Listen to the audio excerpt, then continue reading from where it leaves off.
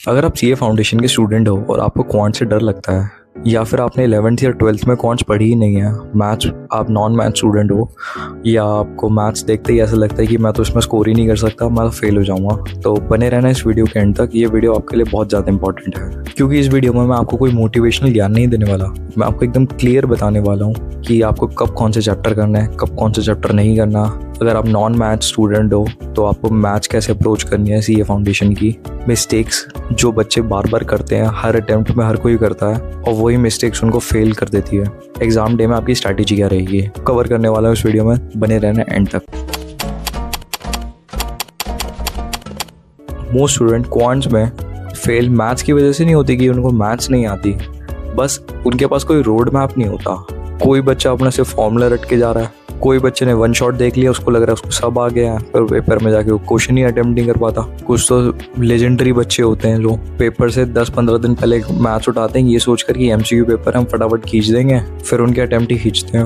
अगर आप ये सब मिस्टेक्स अवॉइड कर लो तो आपका ये सब्जेक्ट या पेपर बोल लो बहुत ज़्यादा स्कोरिंग बन सकता है। सबसे पहले बात करेंगे नॉन मैथ स्टूडेंट्स को क्वांट्स को कैसे अप्रोच करना है। तो पहली बात ये अपने दिमाग से निकाल लो कि मैं नॉन मैथ्स बैकग्राउंड से हूँ तो मुझसे मैथ्स नहीं होगी। तो भाई मैथ्स नहीं होगी तो पेपर कैसे पास करोगे, सोचने वाली बात है ना। अगर सीए निकालना है, फाउंडेशन का पेपर आगे निकाल के आगे आपने इंटर में जाना है तो मैथ्स देना पड़ेगा। यहाँ तो आईसीआई ने कोई चॉइस रखी नहीं आपके लिए। अपने माइंड सेट को ऐसा बनाओ ना, सीए की मैथ्स कोई जेईई एडवांस की नहीं है। एक ठीक ठाक मिनिमम प्रैक्टिस के बाद आप 50+ बहुत ईजिली स्कोर कर सकते हो, और इतना ही तो चाहिए। कौन सा आपको 100 में से कोई 100 लाने के लिए बोल रहा है, बाकी किसी और सब्जेक्ट में ले आना, अकाउंट्स में ले आना, इको में ले आना, या लॉ में ले आना। मैथ्स में कौन बोल रहा है अगर आप नॉन मैथ्स बैकग्राउंड से हो। तैयारी तो करना शुरू करो, डेली करो। स्टार्टिंग में मैं खुद मानता हूँ बहुत ज़्यादा मुश्किल आएगी, इस चीज़ को मैं एकदम ऑनेस्टली बोल रहा हूँ कि स्टार्टिंग में आपको लगता है बहुत ज़्यादा मुश्किल है, कुछ क्वेश्चंस भी ना निकले, बेसिक जो बच्चे आपके फटाफट निकाल रहे होंगे आपके साथ वाले, वो आपसे ना निकले, बट इट कम्प्लीटली ओके। उन्होंने मैथ्स पहले पढ़ लिया, अब आप पढ़ रहे हो, लेकिन कोई फ़र्क इस बात का कोई पड़ता नहीं है। जिस बच्चे के लिए मैथ्स पहले भी पढ़ रखी हो लेकिन उसकी प्रैक्टिस अब फाउंडेशन में आके कम हो गई हो, लेकिन आपने मैथ्स पहले नहीं पढ़ी है लेकिन अब आप प्रैक्टिस अच्छे से कर रहे हो, तो ट्रस्ट मी सबसे ज़्यादा स्कोर आपका ही होगा उससे ज़्यादा, क्योंकि फाउंडेशन मैथ्स सिर्फ प्रैक्टिस मांगती है और कुछ भी नहीं। और कौन आपको 100 में से 100 अटेम्प्ट करने के लिए बोल रहा है। 80 करो, 60 कर दो, 70 कर दो, बस पास हो आप। बट वहाँ तक पहुँचने के लिए अब आपको आज से ही मैथ्स में लगना पड़ेगा। एक चीज़ और, मैं देख रहा हूँ मेरी वीडियोस पे व्यूज़ तो काफ़ी आ रहे हैं बट आप सब्सक्राइब नहीं कर रहे हो, सो प्लीज़ सब्सक्राइब कर दो यार। आप हेल्प इससे आपकी होनी है, मेरा तो इसमें कुछ है नहीं, क्योंकि मैंने तो दे दी फाउंडेशन, अब आपकी बारी है। जो भी मैं रिसोर्सेज दे रहा हूँ, वीडियोस दे रहा हूँ, सब आपके लिए हैं। और इनफैक्ट अगर आप मेरे को इंस्टाग्राम पे फॉलो भी करते हो तो मैं 1 या 2 दिन के अंदर आपको पर्सनली रिप्लाई करता हूँ। जो मैं अपने एक्सपीरियंस से दे सकता हूँ वो मैं आपको प्रॉपर गाइड करता हूँ इंस्टाग्राम पे, वहाँ पे आप मुझे फॉलो कर सकते हो। काफ़ी बच्चे मेरे से बात भी करते हैं, बिल्कुल अच्छे से मैं उनको पर्सनली गाइड करता हूँ, कोई और किसी भी चीज़ के कोई पैसे भी नहीं लेता, बिल्कुल फ्री ऑफ कॉस्ट है सब कुछ। सब्सक्राइब करना भी, वहाँ पे फॉलो करना, मुझसे बात करना। टेलीग्राम पे मैं रिसोर्सेज भी डालता रहता हूँ, प्लीज़ फॉलो कर लो।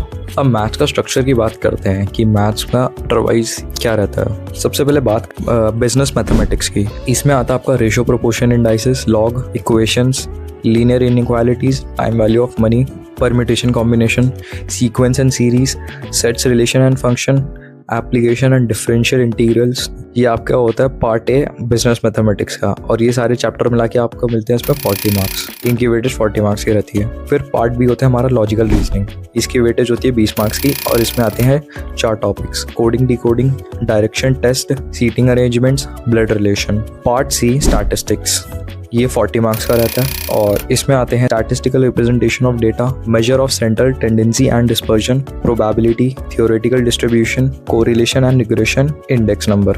अगर आप इस ऑर्डर में पढ़ सकते हो तो वेल एंड गुड, बाकी मैं बताता हूँ आपको करना कैसे है। मैं लेके चल रहा हूँ, आप नॉन मैथ्स बैकग्राउंड से हो या आपकी मैथ्स बहुत ज़्यादा वीक है, मैथ्स देखते ही आपको डर लगता है, तो मैं उसके अकॉर्डिंग आपको चैप्टर बताता हूँ कि आपको करने कैसे है। सबसे पहले आपने उठाना है ratio, proportion, indices, log, equations, linear inequalities, time value of money और लॉजिकल रीजनिंग।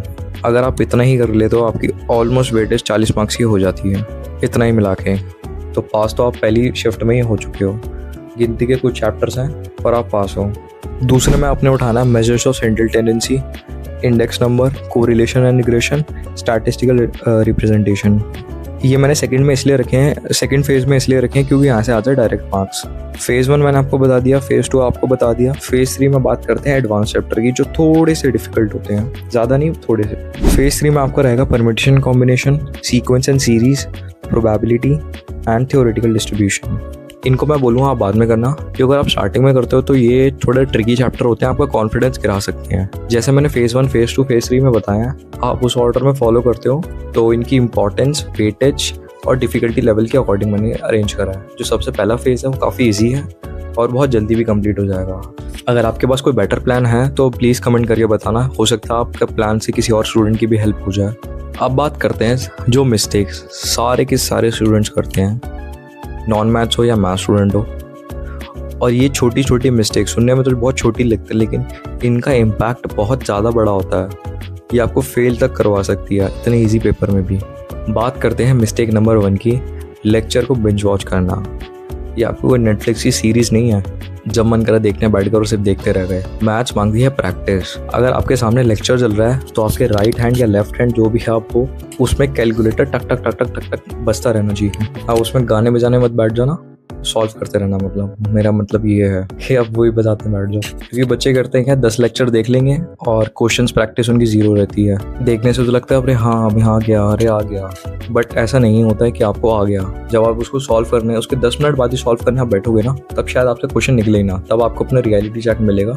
इसीलिए लेक्चर खत्म करो और जितने लेक्चर में क्वेश्चन से सब प्रैक्टिस कर दो, जो होमवर्क मिला हुआ आपको वो कर दो। अगर आप सेल्फ स्टडी कर रहे हो तो मैं चैनल रिकमेंड करता हूँ आकाश अग्रवाल सर का, और बाकी जो बच्चे जहाँ से कोचिंग ले रहे हैं, मैंने खुद पर्सनली आकाश अग्रवाल सर से प्रिपेयर करा था, तो बहुत इजी कंसेप्ट होते हैं उनके, हर चीज़ कवर करते हैं वो। प्रैक्टिस रिवीजन जब वो करवाते हैं तो बहुत बेस्ट रहती है वो वाली। पहली मिस्टेक मैं ये बोलूँगा, लेक्चर को सिर्फ देखने मत बैठना, हर लेक्चर के बाद हर टॉपिक खत्म करने के बाद 25-30 क्वेश्चन निकाल दो। मिस्टेक नंबर 2, बच्चे सिर्फ इजी चैप्टर पढ़ के चले जाते हैं।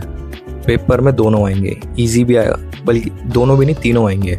इजी भी आता है, मॉडरेट भी आता है और डिफिकल्ट भी आता है। 60 नंबर तक का आपका पेपर आता है इजी उनके लिए जिनकी प्रैक्टिस अच्छी हो।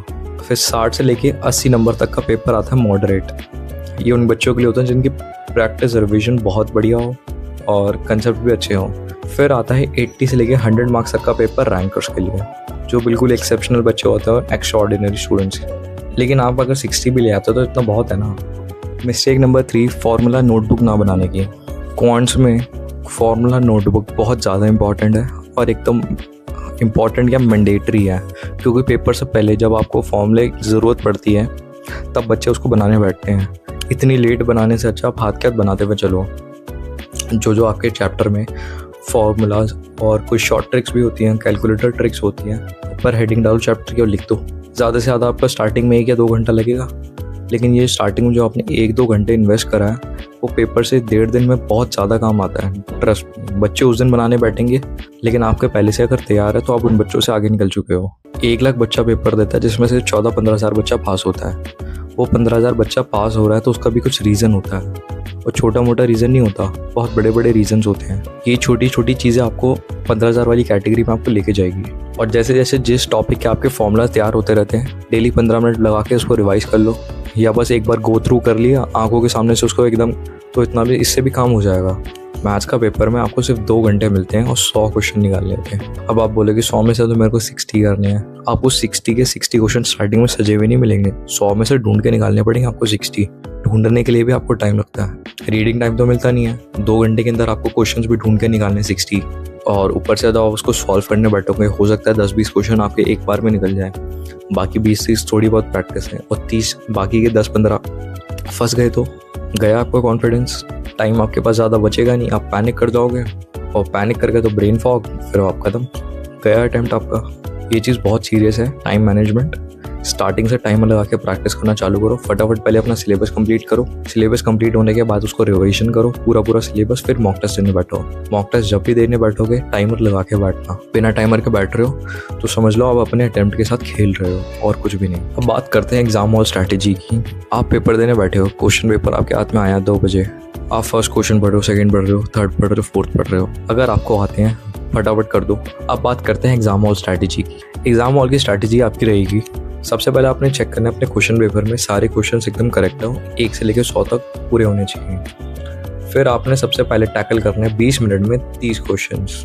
20 मिनट 30 क्वेश्चंस। आप बोलोगे इतने में इतने कैसे? 30 क्वेश्चंस वो करने हैं जो आपको एकदम डैम श्योर हो आपको आते हैं, आपने प्रैक्टिस में करे हो। कुछ क्वेश्चंस आपके ऐसे होते हैं कि आपको देखते ही आंसर याद आ जाता है इसका ये था, बट फिर भी उसको थोड़ा बहुत सॉल्व करके देखना कि आंसर वही है कि नहीं है। कभी कभार 1-2 डिजिट आगे पीछे हो जाती है और वहीं आई से खेल जाता है। कुछ थ्योरी क्वेश्चन होते हैं वो तो उसमें तो कुछ लगता ही नहीं है, 10-20 सेकंड के होते हैं, वो तो 10 सेकंड में एक क्वेश्चन आराम से निकाल सकते हो आप, फटाफट पढ़ा और निकाल दिया। और थ्योरी क्वेश्चन में कोई बड़ी बड़ी थ्योरी तो आती नहीं है, 1 या 2 लाइन की होती है, और अगर आपने अच्छी खासी प्रैक्टिस करके गए तो फटाफट हो जाता है। 20 मिनट में आपके 30 क्वेश्चन कंप्लीट हो गए। अगले 20 मिनट में आपको और 20 क्वेश्चन करने हैं, 1 मिनट 1 क्वेश्चन। और ये वाले क्वेश्चन वो करने हैं आपने जो आपने सर्वेल करके रखे हो कि आपको याद नहीं आ रहे हो या इसमें कुछ प्रॉब्लम आ रही हो, और थोड़ी बहुत करने हैं। 1 मिनट से ज़्यादा किसी क्वेश्चन में नहीं लगाना है। इसमें सेकंड फेज में फटाफट करा, 1 मिनट में सॉल्व हो गया तो ठीक है, नहीं तो अगले क्वेश्चन पे बढ़ो, हो गया तो ठीक है, अगले क्वेश्चन पे बढ़ो। ऐसे हो गया। अब आप देखोगे तो आपके पहले के 40 मिनट में ज़्यादा से ज़्यादा, चलो 40 मिनट भी छोड़ो, 50 मिनट अगर किसी के भी लग भी जाते हैं तो आपका 50 नंबर का पेपर हो चुका होगा। पास तो आप हो चुके हो। अब बात बनाना है आपको अच्छे मार्क्स। अब आगे का आपको अपने अकॉर्डिंग मैनेज करना है। जो क्वेश्चन आपको ज़्यादा फंस रहे थे, ज़्यादा ज़बरदस्ती फाइट नहीं करनी, क्योंकि इसमें नेगेटिव मार्किंग भी होती है। जितना हो पाए उतना करो और बाकी पे छोड़ दो। छोड़ना बहुत बड़ी समझदारी होती है, हर किसी के बस की बात नहीं होती। मैथ्स के पेपर में मैं कहूँगा क्वेश्चन छोड़ने के लिए भी गट्स लगते हैं। अटैम्प्ट तो हर कोई करके आता था, बेशक उसको लगे कि 80 मार्क्स का अटैम्प्ट कराओ, और लेकिन उसने 30 क्वेश्चन गलत कर दिए हैं तो क्या फ़ायदा। आप 60 मार्क्स का भी अटैम्प्ट करके आ रहे हो, लेकिन आपके 60 के 60 क्वेश्चन एकदम ठीक हैं, तो आप फिर भी बेटर स्टेज पे हो ना। एक फाइनल मैसेज सभी बच्चों के लिए, एक बात ध्यान रखना, क्वांट्स इंटेलिजेंट बच्चों के लिए नहीं है, स्पेशली फाउंडेशन की। ये उन बच्चों के लिए है डेली प्रैक्टिस करने का दम रखते हो, एफर्ट्स लगाने का दम रखते हो। ICAI ने इसको डिज़ाइन ही ऐसे करा है। रैंकर्स का मेहमान तो फटाफट निकाल लेंगे, लेकिन जो बाकी के बच्चे हैं ICAI ने उनके लिए स्पेशल फोकस करके इसको डिज़ाइन करा है। 20 मार्क्स की आपकी LR है, 20 में से आप अच्छे से प्रैक्टिस करके 18 नंबर तो ला सकते हो ना। सब में थोड़ा थोड़ा करके आप कितने मार्क्स निकाल सकते हो, ऐसे भी सोच के चलो ना। मैथ्स को बहुत बड़ा अपना कोई दुश्मन मत बनाओ, बहुत ईजी चीज़ है और स्कोरिंग है। 1-2 रिवीजन के बाद आप खुद देखना, मैथ्स का जिससे आप डर रहे थे अब आप उसमें अच्छे से अच्छे डिस्टिंक्शन लाने की प्रैक्टिस करोगे। फाइनल मैसेज मेरी तरफ से ये रहेगा, क्वांट्स इंटेलिजेंट बच्चों के लिए नहीं है, सिर्फ इंटेलिजेंट बच्चों के लिए तो नहीं है। क्वांट्स उन बच्चों के लिए जो डेली एफर्ट्स डालने के लिए मेहनत करते हो, क्योंकि ICAI ने डिज़ाइन ही इसको ऐसे करा है कि हर बच्चे के लिए क्वांट्स एकदम फिट है। डेली फार्मूला रिवाइज करो, प्रैक्टिस करो, मॉक टेस्ट पेपर निकालो, हो जाएगा। डरने वाली कोई इसमें बात नहीं है, हो जाता है। पेपर से पहले हर किसी को डर लगता है। जो आज CA बन के बैठा है वो भी किसी टाइम पे इन सब चीज़ों से डरता हो, लेकिन उसमें इन सब चीज़ों से लड़ने की हिम्मत थी, उसने एफर्ट्स लगाए, तो वो आज CA बन के बैठा है, या इंटरमीडिएट में, फाइनल में। इस फेज से आपको लड़ना है और पूरी ताकत के साथ लड़ना है। This is all from the video अच्छी लगी हो कमेंट करके बताना, लाइक करना और चैनल को सब्सक्राइब करना। ऐसी और भी अच्छी वीडियोस लाता रहूँगा। तो कुछ भी डाउट हो तो आप मुझे कमेंट करके पूछ सकते हो। इंस्टाग्राम पे मुझे फॉलो करके मैसेज कर देना, 1 से 2 दिन के अंदर आपको रिप्लाई मिल जाएगा वहाँ पे। टेलीग्राम चैनल, इंस्टाग्राम और लिंक्डइन का लिंक मेरे डिस्क्रिप्शन बॉक्स में मिल जाएगा। हर जगह मुझे फॉलो कर लो, कहीं ना कुछ सीखने को मिलेगा। Thank you so much for watching. Hare Krishna.